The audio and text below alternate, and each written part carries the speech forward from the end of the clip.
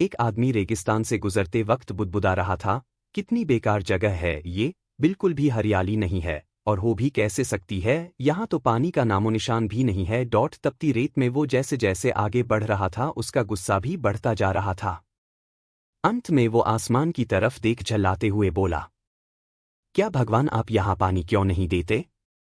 अगर यहाँ पानी होता तो कोई भी यहाँ पेड़ पौधे उगा सकता था, और तब ये जगह भी कितनी खूबसूरत बन जाती।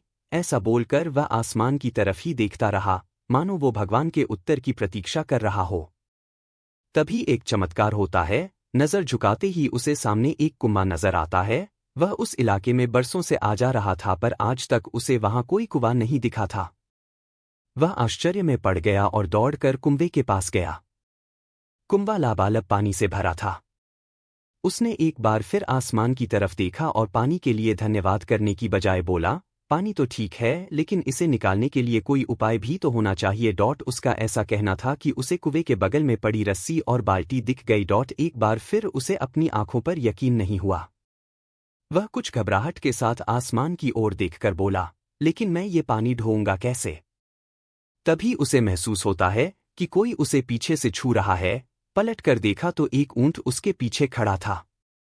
अब वह आदमी अब एकदम घबरा जाता है। उसे लगता है कि कहीं वो रेगिस्तान में हरियाली लाने के काम में ना फंस जाए, और इस बार वो आसमान की तरफ देखे बिना तेज कदमों से आगे बढ़ने लगता है।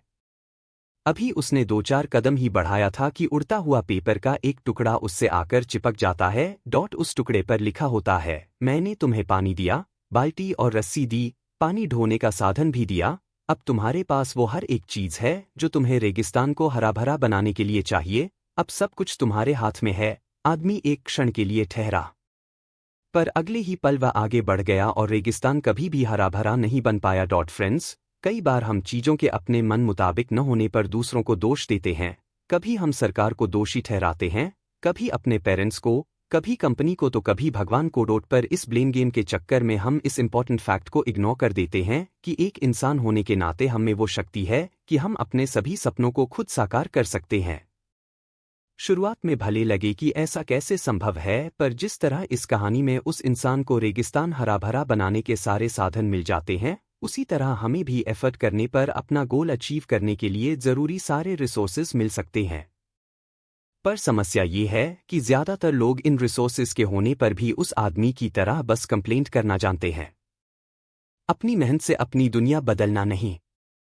तो चलिए आज इस कहानी से सीख लेते हुए हम शिकायत करना छोड़ें और जिम्मेदारी लेकर अपनी दुनिया बदलना शुरू करें, क्योंकि सचमुच सब कुछ तुम्हारे हाथ में है।